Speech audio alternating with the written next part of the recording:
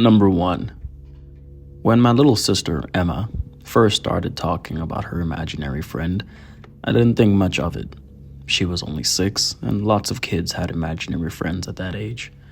My parents thought it was just harmless, a phase. I figured it was her way of dealing with being lonely in our new house. We had just moved to an old, creaky farmhouse on the edge of town, a place that always seemed too quiet, too still. I was 14 at the time, old enough to know that Emma's stories were just that, stories. At least, that's what I told myself. It started innocently enough. Emma would sit in her room, talking in hushed tones to someone who wasn't there. She called him Mr. Grin. A weird name, sure, but kids come up with weird stuff all the time. I asked her about him once, teasing her the way older siblings do. "So what does Mr. Grin look like? Is he a big, scary monster?" I laughed. Emma looked up at me with those big, innocent eyes of hers and shook her head. "No, silly. He's nice. He has a big smile. He says he likes you too." That last part sent a small shiver down my spine, but I brushed it off. Kids say creepy things sometimes without realizing it. At first, Mr. Grin came out during the day. Emma would spend hours in her room playing tea parties or drawing pictures with him. She even started setting a place for him at the dinner table, though my parents quickly put a stop to that. But then, things started to get strange. Emma began waking up in the middle of the night, saying that Mr. Grin wanted to play. She'd giggle in the dark, her voice carrying through the thin walls of our old house. It gave me the creeps, hearing her whisper and laugh when no one else was in the room with her. One night, I heard footsteps in the hallway outside my bedroom. Slow, deliberate, like someone was pacing back and forth. I got up to check, thinking it was Emma sleepwalking, but when I opened my door, no one was there. The hallway was empty, but the floorboards creaked as if someone had just passed by. I told my parents about it, but they just shrugged it off. "It's an old house," Dad said. "Houses like this make noises, that's all." I wanted to believe him, but the feeling of being watched just wouldn't go away. Things escalated about a month after we moved in. Emma's drawings started to change. At first, they were just scribbles, crude crayon sketches of her and Mr. Grin holding hands, smiling under the sun. But then, the pictures grew darker. She drew Mr. Grin taller, his smile stretching wider, his eyes turning into hollow black holes. And then there were the others, people I didn't recognize, drawn with the same dark eyes and twisted smiles, all standing around Emma, watching her. One evening, I found one of her drawings tucked under my pillow. It was a picture of our family, Mom, Dad, me, and Emma. But there was something wrong. Mr. Grin was there too, looming over us, his long arms stretched out, as if he was about to grab me. I confronted Emma about it, trying to hide how freaked out I was. "Why did you draw this, Emma? It's scary." She looked at me, her face serious. "Mr. Grin said he's going to take you next. He says it's almost time." I didn't sleep that night. I couldn't stop thinking about those words. Almost time. Time for what? I told myself it was just a dumb kid's game, but I couldn't shake the feeling that something was very, very wrong. The final straw came a few nights later. I woke up to the sound of whispering. At first, I thought it was Emma again, talking to Mr. Grin in her room, but then I realized the voice wasn't coming from her room. It was coming from mine. I froze, heart pounding in my chest.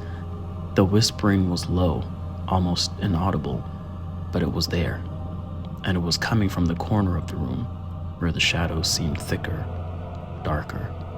Slowly, I turned on my bedside lamp, the dim light casting weak shadows across the room. There was nothing there, just an empty corner. But the whispering continued, growing louder, more insistent. It was as if someone, or something, was right beside me, murmuring in my ear. I bolted out of bed and ran to Emma's room, desperate for some explanation. But When I threw open her door, I found her sitting up in bed, wide awake, staring at the corner of the room. "He's here," she whispered, her voice trembling. "Mr. Grin says it's time." I looked toward the corner, my blood running cold. There was nothing there, just shadows, but I could feel it, a presence, heavy and suffocating, pressing down on the room. The air felt thick, like it was hard to breathe. "Emma, we need to go," I said, grabbing her arm, trying to pull her out of bed. But she resisted, shaking her head. "He's not going to let us leave," she whispered. "He's already here." And then the door to her room slammed shut, all on its own. I yanked at the handle, but it wouldn't budge. It felt like something, or someone, was holding it shut from the other side. Panic surged through me as I pounded on the door, screaming for my parents. But the house was silent. Too silent. It was as if the walls had swallowed up the sound. Behind me, Emma started to laugh, a high, eerie giggle that sent chills down my spine. "He says it's okay now," she whispered, her voice no longer her own. "He's with us. We're never going to be alone again." I turned to face her, and that's when I saw it. Her eyes, once bright and full of life, were now dark, empty voids, and that smile, wide, twisted, just like in her drawings. In the corner of the room, the shadows seemed to move, to shift, and then I saw him. A tall figure with impossibly long arms and a grin that stretched far too wide. His eyes like twin black holes pulling in the light. Mr. Grin. Before I could scream, the lights in Emma's room flickered and went out. Darkness consumed everything, and the last thing I heard before I lost consciousness was that whispering. Soft, sinister, and far too close. When I woke up, I was in my own bed. The morning sun streamed through the window, and everything seemed normal. I tried to convince myself it had all just been a nightmare, just a twisted dream brought on by stress and fear. But when I went back to check on Emma, her room was empty. Her bed was made, her toys neatly arranged. No sign of struggle, no sign of her. When I asked my parents where she was, they looked at me with confusion. "Emma?" my mother said, her brow furrowed. "Who's Emma?" And that's when I realized the most terrifying thing of all. They didn't remember her. My own parents had no memory of Emma ever existing. All her photos, all her things, they were gone, as if she had never been there. But I remember. I remember every detail. And sometimes, late at night, I still hear the whispering in the walls, a soft, sinister voice calling my name, promising that soon it will be time again. Number 2. I've never told anyone the story. Not my wife, not my friends, not even my therapist. I've kept it locked away, buried in the back of my mind where it can't reach me. But sometimes, late at night, when the house is quiet and I'm laying awake in bed, I can still feel it creeping back. The memories, the truth. It started when I was 7. Like a lot of kids, I had an imaginary friend. His name was Charlie. I don't remember exactly when he appeared, but I do remember that he was always there, sitting at the foot of my bed, following me to school, even standing by the bathroom door when I brushed my teeth. I thought it was normal. Kids have imaginary friends all the time, right? Charlie was different, though. He wasn't like the other imaginary friends my classmates talked about. He wasn't a funny monster or a superhero. He didn't have any magical powers or do anything silly. He was just there, watching, waiting. At first, I didn't think much of it. I liked having him around. He made me feel less alone in that big, creaky house we lived in. My parents worked long hours, so I was often by myself after school. Charlie kept me company. But then, things started to change. Charlie began to talk to me more. At first, it was simple stuff, telling me what games to play or what snacks to eat. But then, he started telling me things that scared me. Things about the house, about my parents, about what would happen if I didn't listen to him. "Don't go into the basement," he'd whisper in my ear at night. "There's something bad down there." "Don't trust your mom," he'd say when I asked for help with my homework. "She's hiding things from you." I tried to ignore him, but his voice became louder, more insistent. I started to believe him. I stopped going into the basement, even though my dad told me to grab things from storage. I avoided my mom, convinced she was keeping secrets from me. I didn't know what those secrets were, but Charlie said they were bad. Really bad. One night, when my parents were out late, I heard a noise coming from the basement. It was a slow, scraping sound, like something heavy being dragged across the floor. I froze in bed, my heart pounding in my chest. I knew I should ignore it, but Charlie wouldn't let me. "You have to see," he whispered, his voice so close it felt like he was right inside my head. "You have to know what they're hiding." Terrified but unable to resist, I climbed out of bed and crept down the stairs. The house was dark and cold, the shadows stretching long and menacing against the walls. I made my way to the basement door, my hand trembling as I reached for the handle. "Go on," Charlie urged. "You need to see." I pushed the door open, the hinges creaking loudly in the silence. The scraping noise stopped. I hesitated at the top of the stairs, peering into the darkness below. My legs felt like lead, but something, Charlie, compelled me to move forward. Step by step, I descended into the basement, the air growing colder with each step. The light bulb overhead flickered weakly, casting just enough light to reveal the cluttered space below. Boxes, old furniture, forgotten toys, all of it seemed normal. But then, I saw it.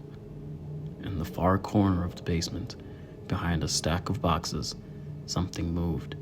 It was small, hunched over, dragging itself along the floor. My breath caught in my throat as I watched it, too afraid to move, too afraid to scream. "See?" Charlie whispered. "It's been here all along."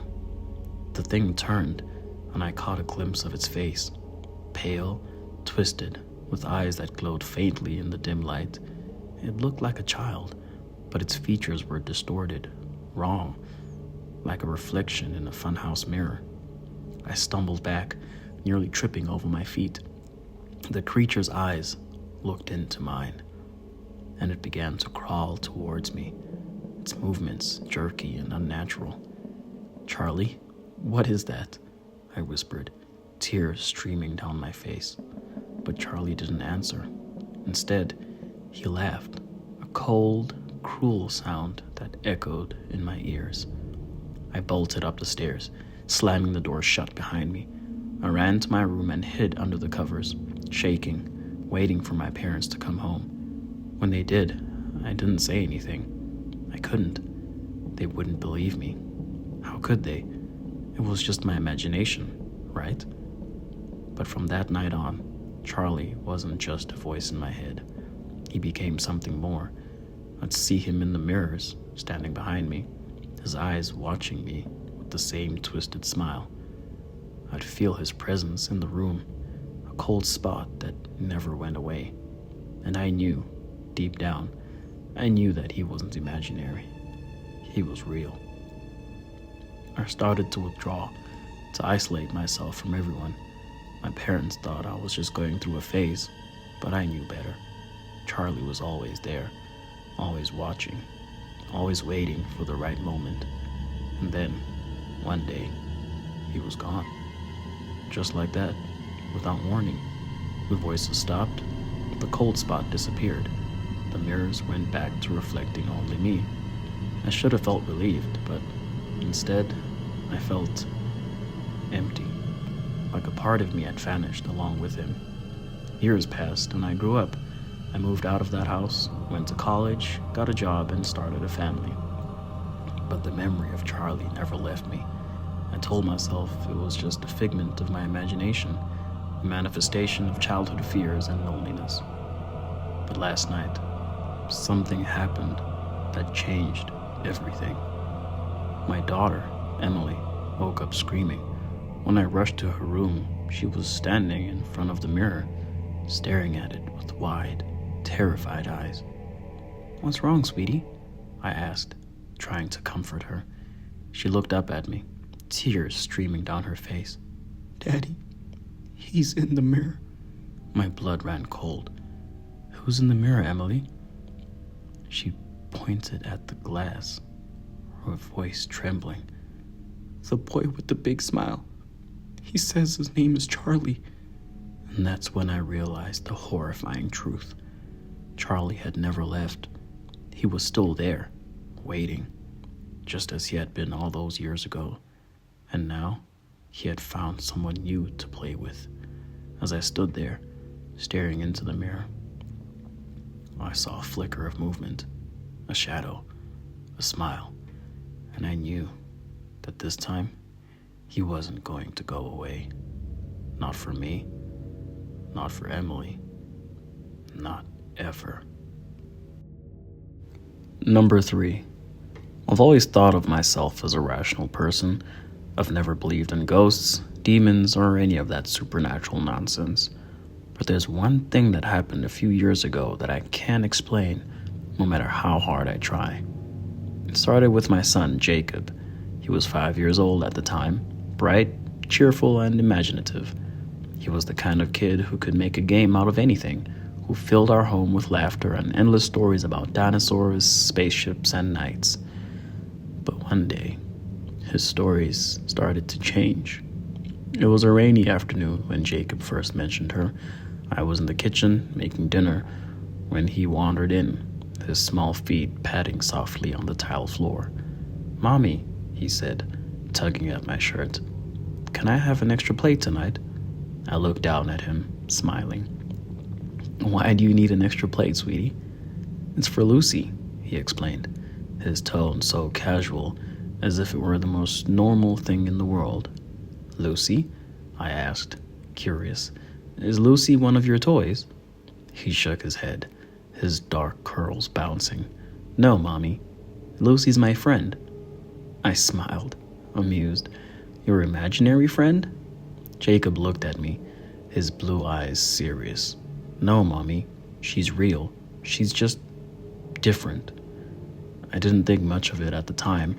Kids have imaginary friends, right? It's a phase, something they grow out of.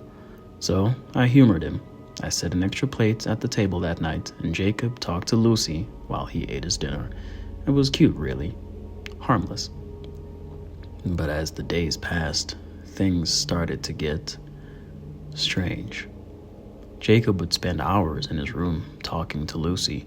At first, I thought he was just playing, but then I started noticing things.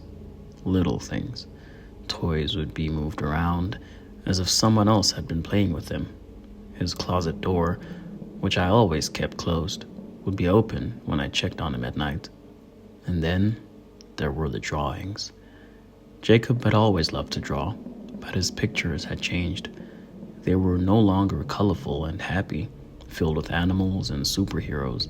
Instead, they were dark, almost disturbing. He drew a little girl, a shadowy figure with long black hair and hollow eyes.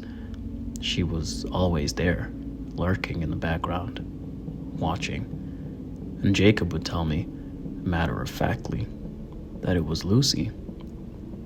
"Lucy likes to watch," he said one night as I tucked him into bed. The hairs on the back of my neck stood on end. "Watch what, sweetheart?" "Everything," he whispered, his voice barely audible. "She watches everything, Mommy. She says she's waiting." "Waiting for what?" I asked, my stomach twisting with unease. But Jacob shrugged and turned over, ready for sleep, leaving me standing there, alone in the dark, with a growing sense of dread. As the weeks went by, Jacob's obsession with Lucy only deepened. He stopped playing with other kids at school, choosing instead to sit by himself, talking to someone who wasn't there. He refused to go to bed unless Lucy was okay with it. And he began waking up in the middle of the night, screaming, insisting that Lucy had shown him something bad. I tried to talk to him about it. I tried to convince him that Lucy wasn't real, but he wouldn't listen. He'd just stare at me with those wide, unblinking eyes and say, "She's real, Mommy. You just can't see her." Then, one night, everything changed. I was in bed, half asleep, when I heard the sound of footsteps. At first, I thought it was Jacob, but when I opened my eyes, I saw him standing in the doorway of my bedroom, his small frame silhouetted against the dim light of the hallway. "Jacob," I whispered, sitting up. "What's wrong?" He didn't answer. He just stood there, staring at me, his face pale and expressionless. "Jacob," I repeated, my voice trembling. "Are you okay?" Then, in a voice that wasn't his own, flat, cold, and utterly devoid of emotion, he said, "Lucy wants to meet you." My blood ran cold. I jumped out of bed and hurried toward him, but as I reached out to touch him, he turned and bolted down the hallway. "Jacob!" I shouted, chasing after him. I found him standing in the front of his bedroom door, his hand on the doorknob. "Lucy's inside," he whispered, his voice trembling now. "She's waiting." I hesitated, my heart pounding in my chest. I didn't want to open that door. I didn't want to see what was inside, but I couldn't leave him there, terrified and alone. So I took a deep breath, reached out, and slowly pushed the door open. The room was dark, the only light coming from the small nightlight in the corner. At first, I didn't see anything unusual, just Jacob's toys scattered across the floor. His bed neatly made, his closet door slightly ajar, and then I saw it.